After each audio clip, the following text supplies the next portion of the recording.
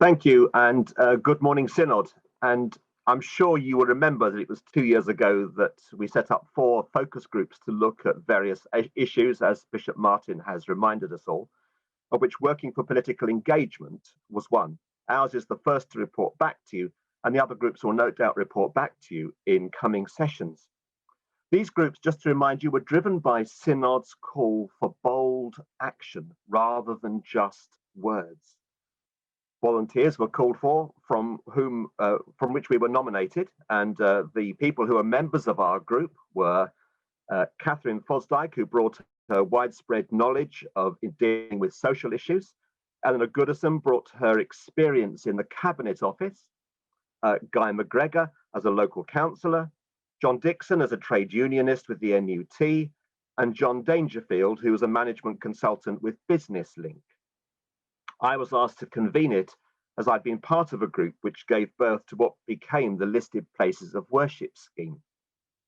I'd like to pay tribute to John Dangerfield, who sadly passed away during 2020 before our work was finished. Political engagement falls within the growing in God concept under growing in influence, to reach beyond ourselves by growing in presence, engagement, and service in the wider world. It's all about engagement. I'm always struck by the alternative prayer of confession in common worship, which says, "In your mercy, forgive what we have been, help us to amend what we are and direct what we shall be, that we may do justly, love mercy, and walk humbly with you, our God."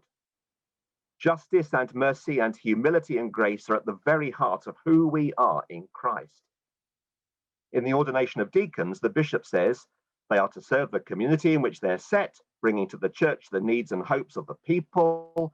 They're to work with their fellow members in searching out the poor and weak, the sick and lonely, and those who are oppressed and powerless, reaching into the forgotten corners of the world, that the love of God may be made visible. And so we decided that in our focus group, political engagement was something we should encourage all parishes to be engaged in, alongside social engagement, which is probably the bread and butter of every church community, in order that God may be made visible. The 5 marks of mission, tell, teach, tend, transform, and treasure, remind us that part of our mission in Christ is to transform society as part of making God visible in the world. One of the ways we do this, of course, is, as I've already said, by the understanding of the needs of the local community and by getting involved in social action, as many churches have been during lockdown. And as the Theos report, which I'm sure you all read before this synod, shows, this is key to our identity as a church. And the focus group led by Carol Mansell will be reflecting on how we take this essential work forward at a subsequent synod.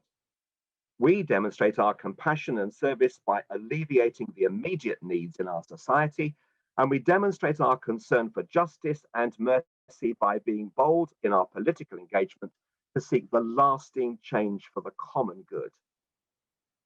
The recent announcement that the church must make more use of its own land to deliver truly affordable housing went alongside political engagement to enable this initiative to happen. In Suffolk last year, local councils published local housing plans for consultation. Significant increases in housing provision were proposed in rural areas. The documents included a synopsis of local social provisions and community hubs. I looked at 12 of the local plans myself. Only one mentioned the social work of the local church. Why wasn't the church being mentioned in the others? Who was going to correct them? Sometimes we need to be the people to inform government about our own areas of concern. Sometimes we need to correct misconceptions about the work of the local church. And if we don't, others won't. Transforming society doesn't just come about through community engagement, it sometimes has to come through political engagement as well, in order to change the way government sculpts the society of which we are all a part. At the end of this session, we want you to debate and hopefully approve the 3 recommendations the focus group have come up with, which appear on your order paper on your agenda. So our aims for this morning are to recognise what political engagement might look like, celebrate what is already being achieved, debate the motion, and hopefully agree some action. None of this will require your deanery or PCC to debate it again, nor does it involve any extra funding. But we hope it'll help us to be even more effective in bringing about social change for the common good. I'm handing over to Eleanor. Thank you very much, Tony. I've been asked to just describe where we are now.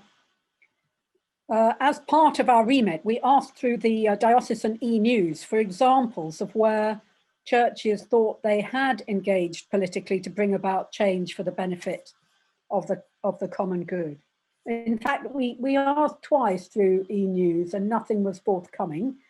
So we then asked the archdeacons and rural deans, and a stream of community actions and social actions were provided, for which we were very grateful.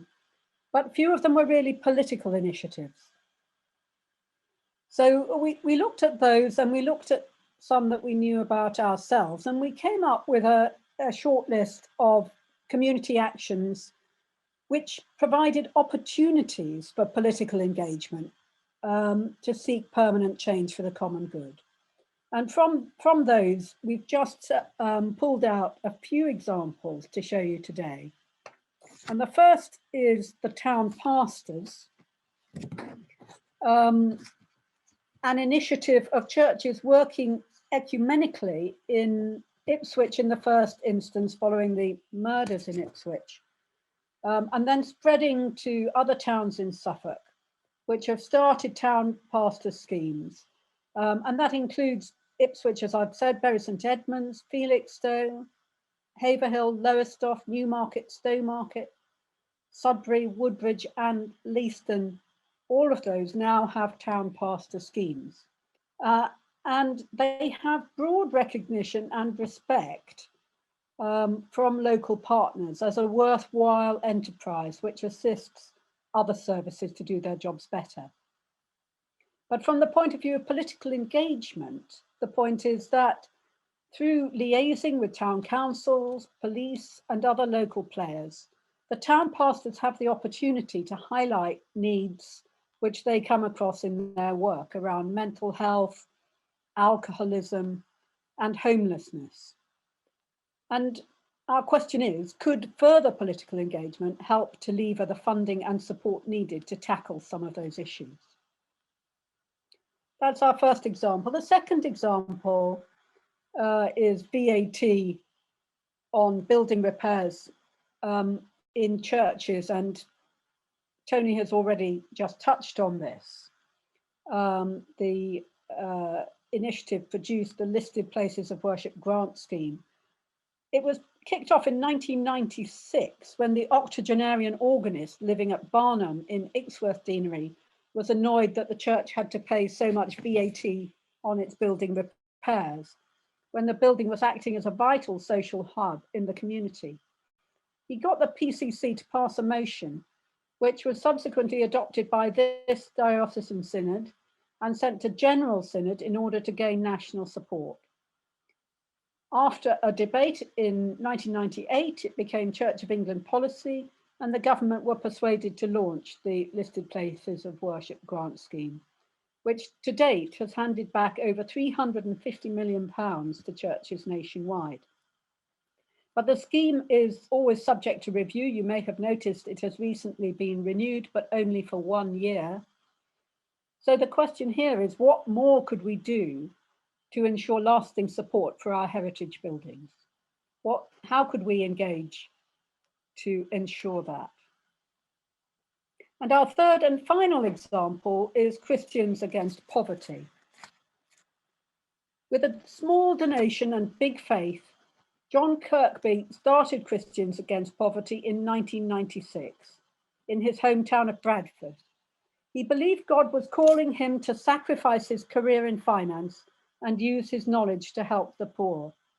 His faith adventure led him to people crippled by debt, parents who couldn't feed their children, families facing eviction, and desperate people living in fear and without hope. He used his expertise to negotiate with creditors, set up budgeting systems, and he offered a lifeline to those trapped in debt. 24 years later, it has, well, 25 years now, it has become a respected international organisation with over 500 trained debt counsellors in the UK alone. So John's work highlights the effects of crippling poverty. What political engagement would be needed to alleviate poverty altogether? There's a question. But those are just 3 examples, varied examples, of what can be achieved through political engagement. I'm going to hand over now to John Dixon. Thank you very much, Eleanor. And with fingers crossed that we can actually see this, we're now going to look at a video clip of Audrey Ludwig from Stakeholder Video. And she runs the Suffolk Law Centre. And you might just like to listen to what she says about politics in action. So video clip, if we could, please.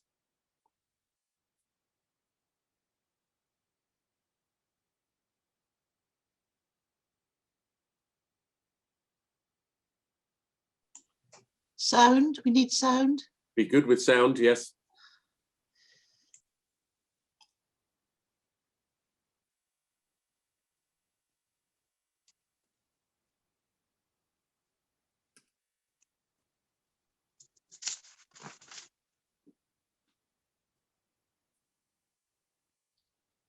I hope soon we're going to be seeing a better face than mine on the screen.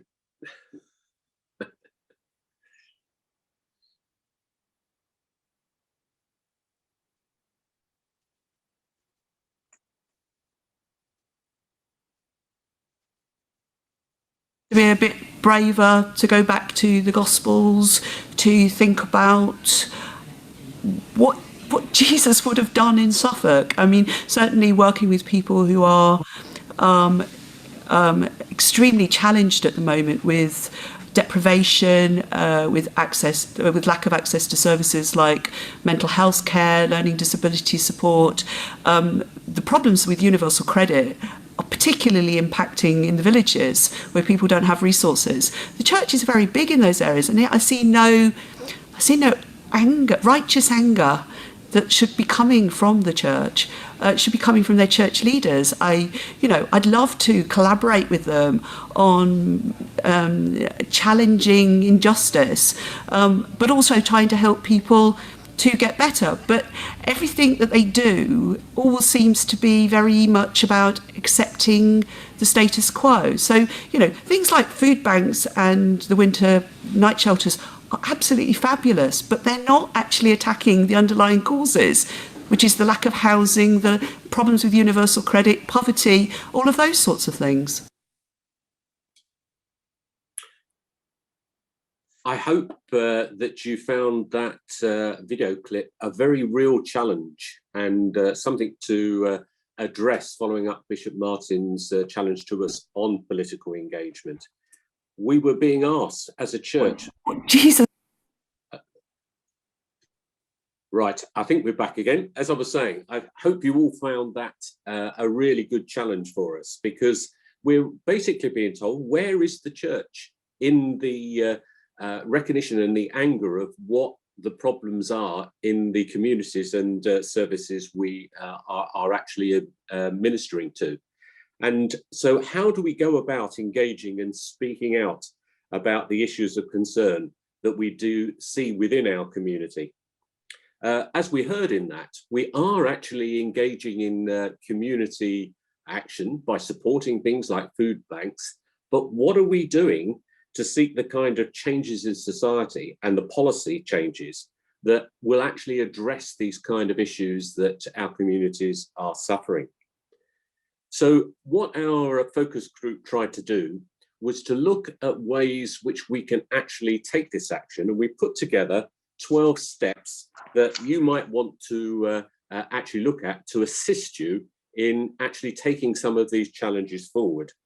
And I just want to say that I'm not going to go through all of a leaflet that we've put together, which hopefully you will download from the website to help you when you come to hopefully take these challenges forward.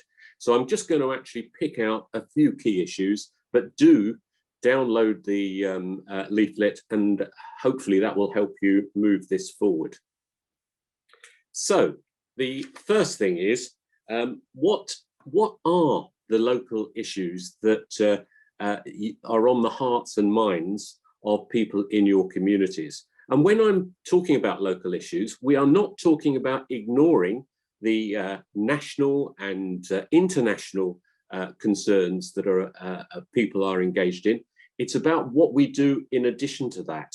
So we really do need to actually be looking at both what is on the hearts and minds of those in terms of national and international issues, but also what is on the hearts and minds of our people in our local communities. So we should be looking at how we can actually be witnesses and provide support to our own communities, as well as addressing some of these wider issues. So when you start to set about this, think through what the priorities are in your particular area. What is it that is particularly pressing? Are they long-standing problems or new? Is it loss of certain facilities that are causing concern, or particular needs, or new ones that have been identified? What is the real issues, particularly post-pandemic, that are coming to the fore, where your local communities obviously need some assistance?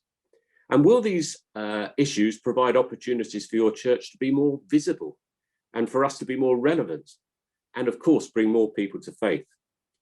And what kind of action could make a difference?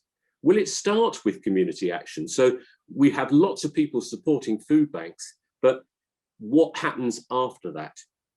So what we need to do is look carefully, having identified an issue, what are we seeking to achieve when we're trying to actually politically engage in relation to this? First of all, think about, has it been raised before? What was the outcome? Are there examples of similar successful campaigns elsewhere that you can use to build on in what you're wanting to do locally?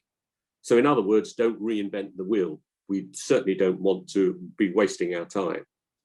And then think about building a team to move this forward. And Bishop Martin was talking about the issue of trying to ensure we're more diverse, and you've got the range of skills that are necessary to actually take things forward. In other words, try to avoid it being a group of all white men of my kind of age, or maybe even older. Try and look and see if we can actually get that diverse team. And when we're actually trying to take a campaign forward, it's important that we do get clear leadership and clarity on roles and appropriate delegation. Look for consensus and clarity on the kind of aims and objectives through discussion, but of course, avoid the dangers of talking at length to each other rather than taking the campaign forward. What we certainly do not want to see, as is too often the case, is speaking to ourselves rather than actually agreeing where we're going and moving outwards. And then look at broader alliances. Are there other churches, community groups? So we avoid duplication. We want to actually build alliances so that we can actually move things forward. And if there are others already involved or leading, join in, assist, and add the church name to the campaign that's going on. So again, that we become more visible and clear as to what we're trying to do in terms of service to our communities. Very important to have clarity on what we're seeking to achieve, and making sure that all are involved are on message. So it's important that we've got our key aims and arguments summarized and available to everybody who's going to be involved in the campaign. And then depending on the action strategy, you want to ensure that you've got the kind of materials ready in a format that can easily be used to take that campaign forward. So for example, have text ready for use in letters, press release, bullet points for meetings with councillors, MPs, or whoever's going to be needed to be met. Leadership and effective coordination is very important throughout any kind of campaign. Who should be the person who speaks on the issue to politicians, the press? Building appropriate relationships at the right level will be a key part of a wider political engagement. Whose role will that be? If appropriate relationships are established, it can, of course, have wider benefits, because if the press or politicians and others have someone they can go to seek what the views our views are as a church on other issues, that is very helpful to ensure that, again, we're outward looking and we are seen as more relevant and visible and give us the opportunities to bring the gospel to others. But just a note of caution on that, it's very important that anybody who is in that kind of position knows when they are speaking in that position, they are not speaking as an individual, but a representative of the church. And so they do need to know when, if, and how they should respond if asked on an issue. So some other steps. Clearly, we might want to actually be looking to how we can actually use the media. A cautionary note on this, often an approach to the press is not the best first response. Often we can resolve issues and take matters forward by direct contact with people who are in the decision-making area. So be clear at what stage a media strategy is going to be relevant and useful. And do remember that you will not be able to completely control how your issue is covered.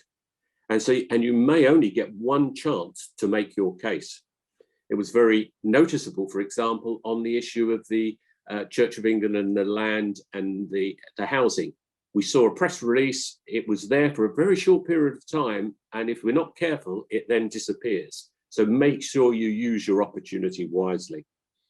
Be clear who is responsible for press contact and who is authorizing any statement or acts as the spokesperson in any interview. Great care needs to be taken on anyone speaking on behalf of the campaign on social media. Social media can be a very, very good format to actually get your message out and actually be helping the campaign, but it does have considerable dangers as well. Very important to keep up the momentum and inform people of progress. This hopefully will encourage further participation going forward. Whilst building that, that is important. If people feel the campaign is just not going anywhere, it's not achieving anything, it will soon die. So it is important that we see that. And then whilst building links with local and national politicians, it's also worth thinking of others who can have influence in our communities. Community groups, businesses, trade unions, whoever they may be, that they can be useful links to build support for change and influence decision. Be ready for opposition to proposals. Try and predict counter-arguments and be ready with your response. Think of a way to respond positively to those criticisms and oppositions that will actually reflect positively on us as a church. And then, of course, take stock regularly. Review progress or otherwise. Are there alternatives that might be acceptable or compromises that would deliver most of what we are seeking? Very importantly, recognize and celebrate progress, however small, because again, that will help encourage further participation and engagement on that and any other issues that arise. Don't be overly possessive about leadership roles. If it's a longer campaign, and many of these campaigns will be, it will benefit from changes in leadership and direction, and maybe from others in our church or from partners who are part of the campaign.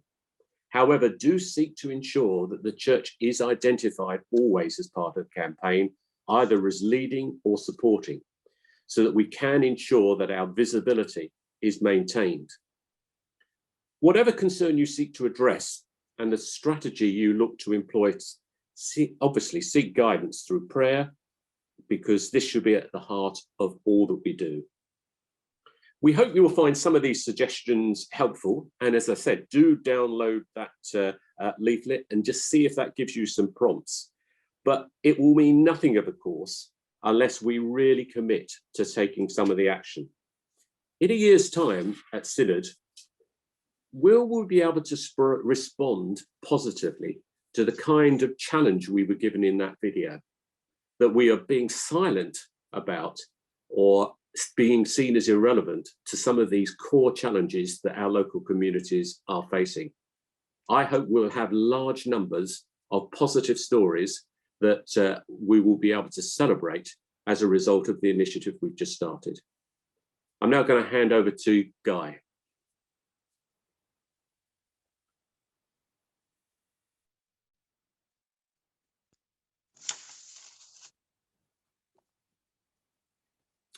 Can you?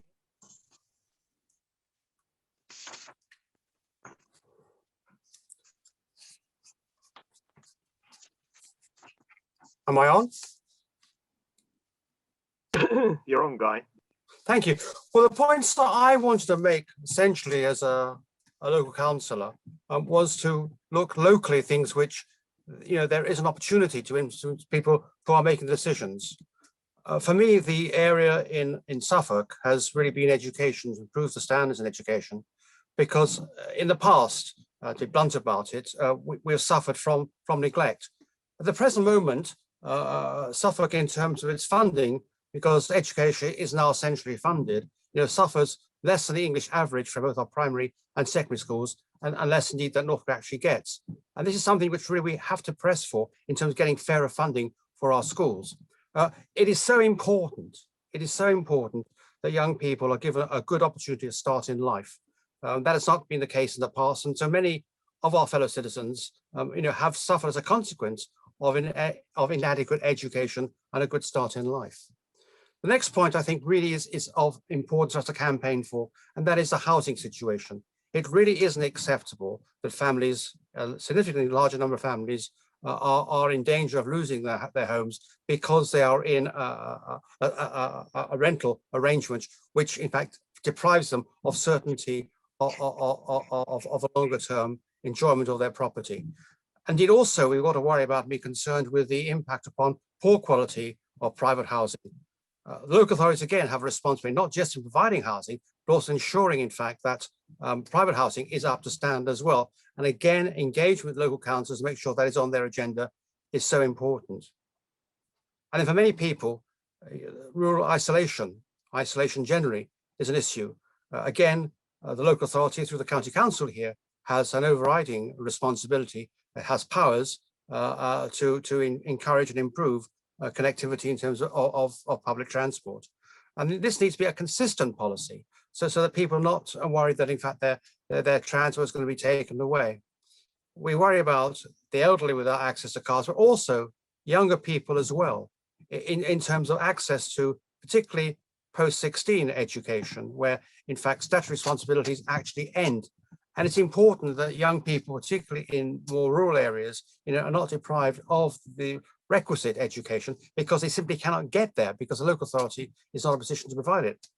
And indeed, part of the problem we're now faced with, of course, is that with so many schools being out of the control of local authorities, the coordinated approach towards transport is being lost. So it's very important, in my view, that this access to post-16 education is enhanced. So the three areas which I like to emphasize in terms of this particular piece of work is local, housing need, education, and transport.